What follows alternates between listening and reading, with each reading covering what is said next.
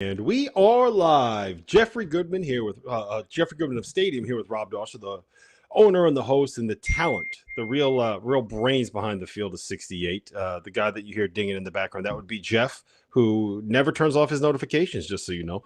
Anyway, we're here It's for the not big true. news. This is not We're true. here for the big news. The big news of the day. I got a haircut, so I don't have to wear a You hat really every time we did. go on one of these live streams. Yeah, I look good. Well, I don't know about good, but you look all right. You look all right. No, but in all seriousness, the big news of the day: Dereck Lively has committed to play his college basketball at Duke. He is the number 2 prospect, I believe, in the class Number of two. 2022, depending on where you look. He is a 7-footer with 3-point range, a terrific shot blocker, probably the best shot blocker in the class, and a guy that is better at kind of switching out onto ball screens and playing modern 5 defense than a lot of people give him credit for. Just a terrific modern 5. He's going to play for Duke. Goodman, how do you feel about it? You know, I mean, listen, the crazy part of this is when Kay stepped down and said it was his final year, and everybody, including myself, was shocked that Jon Scheyer was going to be the pick. You know, we talked about it. We were like, all right, can Scheyer keep this thing going? Right? Can he keep it going? On one hand, he's 33 years old or whatever he is. He might be 34 by now. So he can connect to these kids. But I didn't anticipate them actually stepping it up in terms of recruiting. But I do think, again, I think Scheyer can connect. He's young. They have a young staff. They promoted Nolan Smith. I've said they should have done that for 2 years. I think Nolan Smith is an absolute star in the making. Chris Carrawell, I think the staff is cohesive. They're young. Obviously, Scheyer can use Coach K to help close these deals, but he's got 3 top 10 players. It's not just Dereck Lively, the number 2 player in the country. You've got Dariq Whitehead, number 5 or so, or whatever he is, 5 to 10. Kyle Filipowski, again, like a top 10-ish player. And Filipowski and Lively are going to be awesome together because Filipowski is that kind of new age face-up big.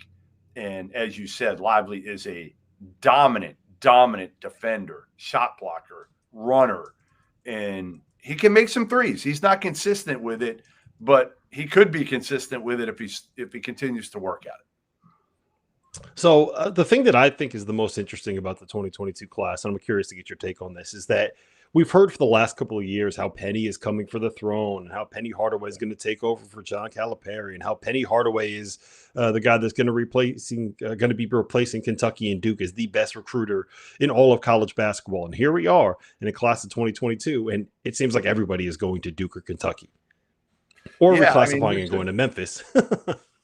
Well, what Penny did was get those guys to reclassify, though. So he was dominant because he got Amani Bates and Jalen Duren, who were really, they might have been 1 and 2, whatever the case. I'm not sure there was really a clear-cut 1 in this class. But I think Bates, Duren, I would have had Duren below. I would have had Bates, Sharpe, Lively. That would have been my top 3 in some order.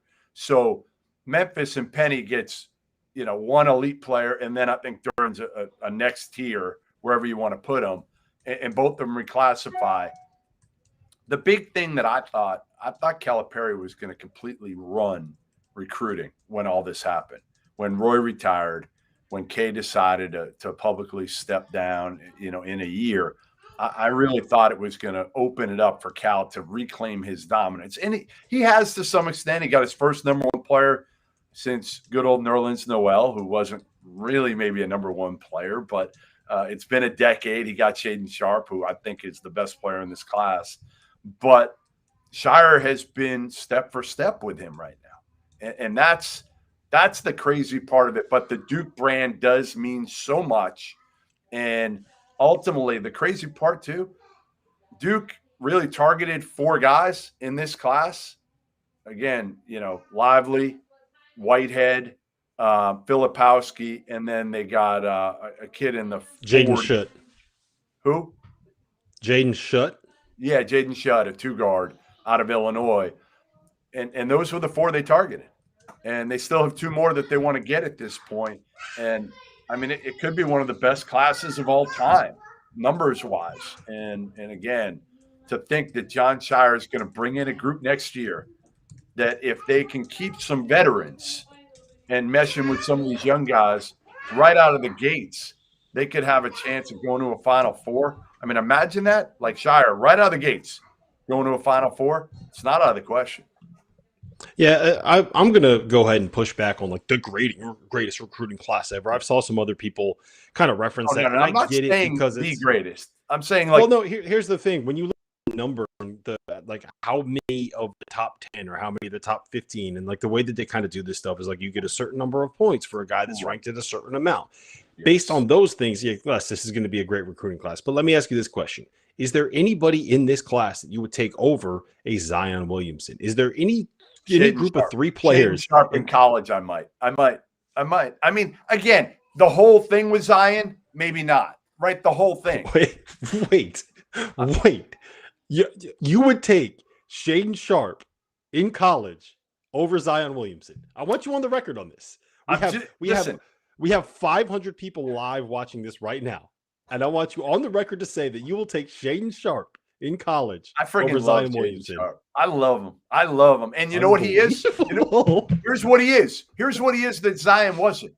Like, he can score at all 3 levels. He can shoot it from deep. He can get to the basket. He can dunk over you. Like, Zion could dunk over you, but he couldn't shoot the ball, and he was hurt.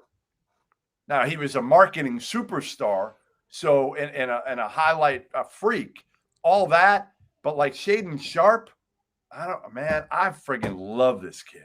I love him. I do. That is officially the most unbelievable thing that I've ever heard you say. Okay. At least we got you on the record. There's your hot take. You got me on the record, and I ain't gonna back down from it. I friggin' love Shaedon Sharpe, and I think so. Well, go ahead. Well, no, all I was just gonna say is that the big thing with this class is yes, Duke and Kentucky are loading up on the top players in this class, but this is not like those guys are not as good as some of these other classes that we've seen. Right. Yes.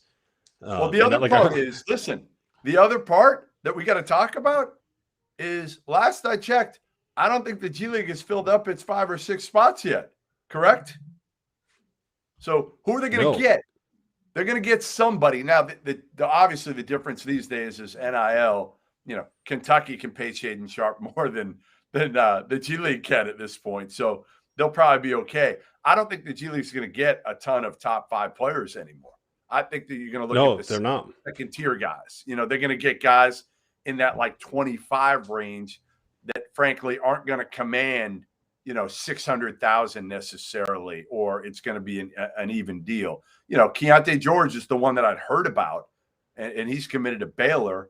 I had heard that he could be a G League candidate at the end of the day. But listen, Duke and Kentucky going toe-to-toe again, and now it's not K and Cal. Now it's Jon Scheyer and Cal. And toe-to-toe is probably a term that should be used loosely because Duke didn't try for Shaedon Sharpe. Kentucky did try for Lively. I mean, Duke beat Kentucky square up for Dereck Lively. And again, I think Lively was as fun a player to watch as anybody not named Shaedon Sharpe in this class, because what he can do on the defensive end, there just aren't many or any like him, right? I mean, is there anybody like him that you've seen over the last couple of years in college basketball? And you mean Dereck Lively? Yeah. Yeah, I mean, he is just such a terrific shot blocker. Now, the thing about him is he's very slender. He doesn't really have broad shoulders. Like, so Anthony Davis, when he was in college, he was really, really skinny, right? But if you looked at him, his shoulders were like out to here. He had Dwight Howard shoulders. Now. Right, and you can see that now. He got so much bigger. Lively doesn't have that. Lively doesn't have that. Lively is very slender up top, so it's kind of hard to see how much strength he can put on. And I look, to be frank, like I'm concerned about just how he's going to be able to handle the physicality of playing in the ACC and playing that level of college basketball. That is going to be a concern for sure for him. But he erases everything at the rim. He can step out and he can knock down threes. Yes. There were times he played for Team Final on the EYBL, and at Peach Jam, he was on the same team as Jalen Duren. He was on the same team as Corey Floyd, who just reclassed and is enrolling at UConn early. He was on the same team as Otega Owe, who's going to end up being a top 50 recruit by the time this thing is all said and done. Like, he was on an absolutely loaded team. But one of the things I thought was really interesting is that that program used him in situations that are going to be similar to what he'll be asked to do in college. He was switching out onto point guards. He was playing drop coverage and doing really, really well there. So I do think that he's going to be one of the most impactful defensive players in college basketball next season. Whether or not he ends up being a guy that can kind of live up to that potential as a pro is going to come down to how well does his body fill out. How good does he get at kind of moving his feet, and how strong does he end up getting? And does he end up being a guy that can only make open threes, or, does there end up being a little bit of a floor game there as well? But I mean, look, he is just a terrific, terrific basketball player, a terrific prospect, and he's going to bring something. When was the last time we saw that kind of a presence at Duke? It's been a long time. Oh, come on. Okafor couldn't get up like Dereck Lively and block shots and run the floor. Come on. Really? If he could, Jahlil Okafor would right now be Akeem Olajuwon. All right, here's my question to you. You threw one to me, and you got a ridiculous what you think was a ridiculous answer that Shaedon Sharpe could be more impactful, not from a marketing standpoint, more impactful to winning to Kentucky than Zion was to Duke. Last I checked, Zion didn't make a Final Four. So if Shaedon Sharpe takes Kentucky to the Final Four. Then you're right. You're right. The whole Kenny Goins hitting the game-winning three in the Elite Eight that's how close Zion got. Didn't happen. And it didn't happen. I'm going to let you ask your question in a second, but I want to read to you what Zion's numbers were in his 1 year at Duke. He averaged 22.6 points per game. Yep. He averaged 8.9 boards per game. He averaged 2.1 assists per game. He averaged 2.2 steals per game. He averaged 1.9 blocks per game. Do you know the last time that someone put up all of those numbers in college basketball? I hate when people do that. They're like, of course, Zion was great. I'm not saying Zion wasn't great. What if Shaedon Sharpe averages 17 points, 6 assists, 6 rebounds, and, oh, by the way, he takes his team to the Final Four?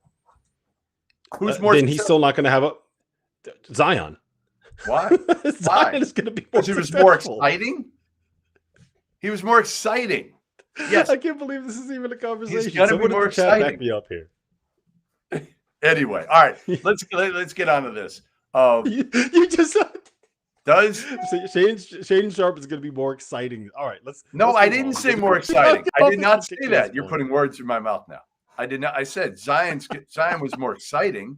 Obviously, if Shaedon Sharpe gets Kentucky to a Final Four and puts up those numbers, then he'll have a more impactful career. How many games did Zion play? 33. Yeah, he played a lot. All right. That's a pretty good number. He only missed a few. It felt like he missed. All right, ask me your question. I know you got a question for me. Does Jon Scheyer win a national title in his coaching career at Duke? I'm going to say yes.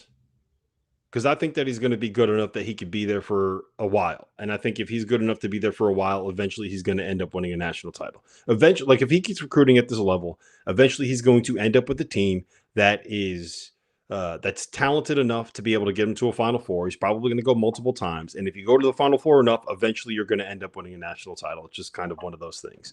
I would not be surprised to see him be at Duke for the next 30 years, right? Years. We put him at 63. Yeah. I mean, where else are you going to go other than where do you go from Duke? NBA. That's it. The NBA. That's the only place that you would go.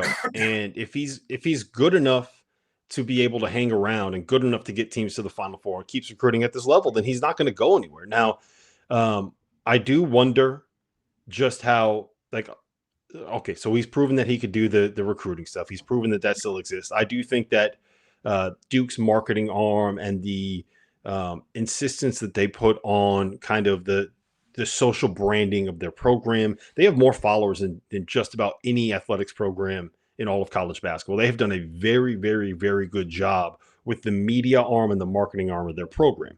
So I think that like when it comes to NIL stuff, like that is going to sell itself. Jon Scheyer does not have to do anything to be able to show just kind of the level of promotion that those guys can get coming out of the program. You're going to be able to make money forever doing that. Rob, I also don't think they need to get to the same level as other schools NIL was. Like kids will go to Duke for less money. There's only a couple of schools you can say that about. Duke and Kentucky are probably really the two that matter the most on that. I think kids will go for less money. Yeah, they probably will because they know that it's a long-term play. You know, what's their whole pitch? It's not a 4-year plan; it's a 40-year plan that you need to be on when it comes. It's the brotherhood. All about the brotherhood. Well, yeah. So I think that they're going to be able to recruit themselves. How good of a coach is Jon Scheyer? Yeah. Like that's the question. That's the one thing we don't really know. We saw him beat Boston College, but it's like I'm pretty sure that if you gave me Duke's roster, you might be able to coach Duke to a win over Boston College. So that is going to be a question. But I'll tell you this: I would have run it up. Hey, I would have run it up on Jimmy Christian too. Yeah, you probably would have. I don't think if he was a bad coach that he would be getting this job. And I think when you have there's a certain level of talent that is always going to allow you to be good enough to keep it going. You know what I'm saying? Like if he's able to keep recruiting players like this, then Duke is always going to be, maybe they're not winning ACC regular season titles and they haven't in a while, but they still they came within a shot of the 2018 Final Four. They came within a shot of the 2019 Final Four. They won the 2015 national title. They won the 2010 national title. Regular season championships, do they even really matter all that much? So I think he's going to be at Duke for a long, long time. And I don't think he's going to have the same level of success as Coach K is. I don't think anyone should expect that because expecting him to be the greatest of all time is a little bit of a stretch. But I think he's going to be good enough to hang around for a long time. And eventually, one of those years is going to end up hitting. One of those years is going to end up winning a national title. So, yes, to answer your question, yes. You think K wants him to be how successful do you think Mike Krzyzewski is rooting for Jon Scheyer to be? Like successful, but not as successful as him? Or like, what if Scheyer won like 3 national titles in the next 8 years and people were talking about Scheyer as like the greatest Duke coach ever, including K, if he stuck around for 30 years? What do you think K is thinking? My question to you is like, does he want him to like Duke to be at the highest level, winning national titles every year? Or is it like, be good, but don't be quite as good as what I was? I think that he wants them to be winning national titles every single year. I think that there's a certain level of competitiveness that is going to be kind of inherent in there. And I'm sure that he's always, like, whenever they have conversations, I'm sure that he's always going to tell Jon Scheyer that he was better. Like, Scheyer could win the next 5 national titles, and Coach K would be like, yeah, the program wouldn't be there if I wasn't there. So, of course, I was the better coach. And he's true. He's right. That's competitiveness. And let's face it, like, K has helped. The bottom line is you're not getting Dereck Lively without Coach K. You're not getting Dariq Whitehead, Filipowski, any of these dudes. He's already hit it with a top player in the 2023 class. The big question to me, hey, here's one, and we can jump off. I know you got kid duty here soon.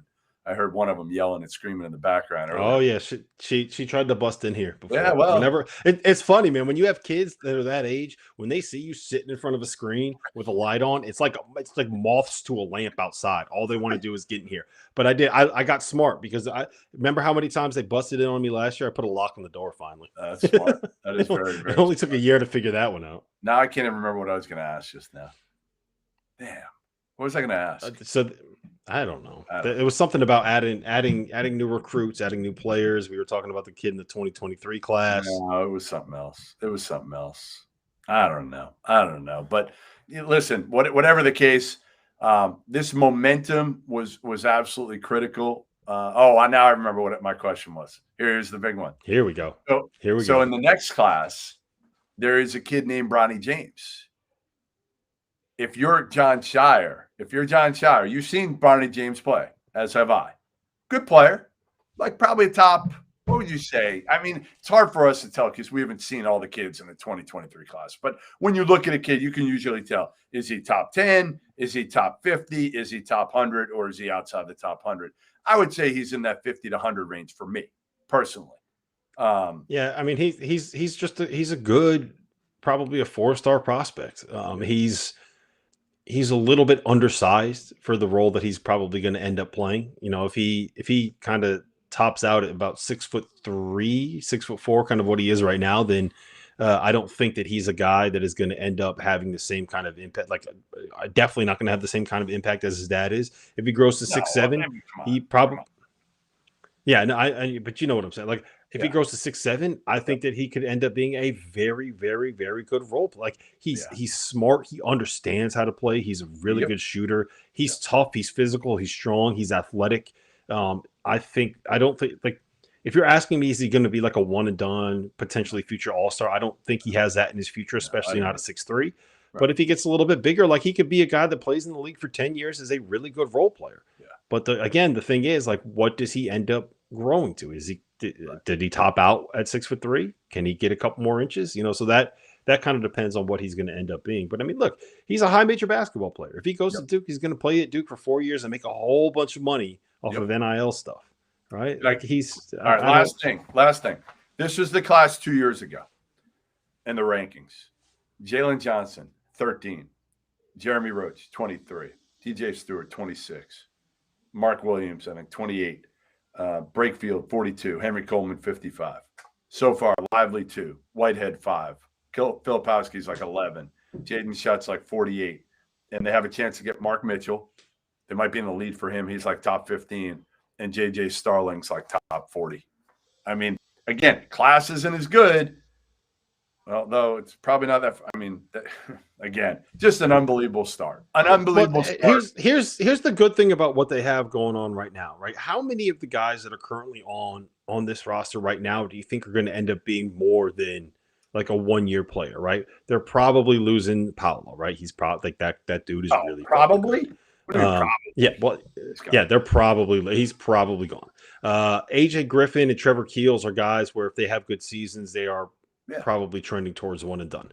But you know, I think Jeremy Roach could end up being a guy that ends up being a 4-year point guard 4-year for them. guy. Yes. I would not be surprised to see Jalen Blakes come back. And if Jeremy Roach, if you get him as a junior, the Yeah. leadership that he can kind of Yeah. provide, maybe you got Mark Williams back too. I don't know. You're going to add a couple of transfers at some point. You got to figure because everybody adds transfers, and just we saw them get who's the big fellow they got from Marquette? Theo John. They brought in Theo John, right? Yep. Jalen Blakes is probably going to be around for a year or two. You're going to have some veteran presence combined with all of that talent that you have coming in that Right. class. Like, that's the sweet spot right there, especially when your veteran is a point guard. So, Yeah. I mean, what if they're in a good spot, man.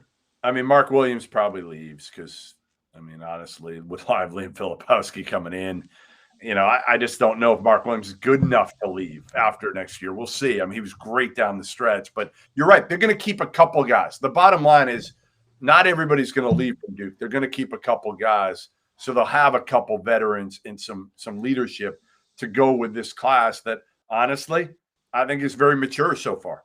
Lively, Whitehead, Filipowski, they've got mature games. They're not your typical freshman class coming in.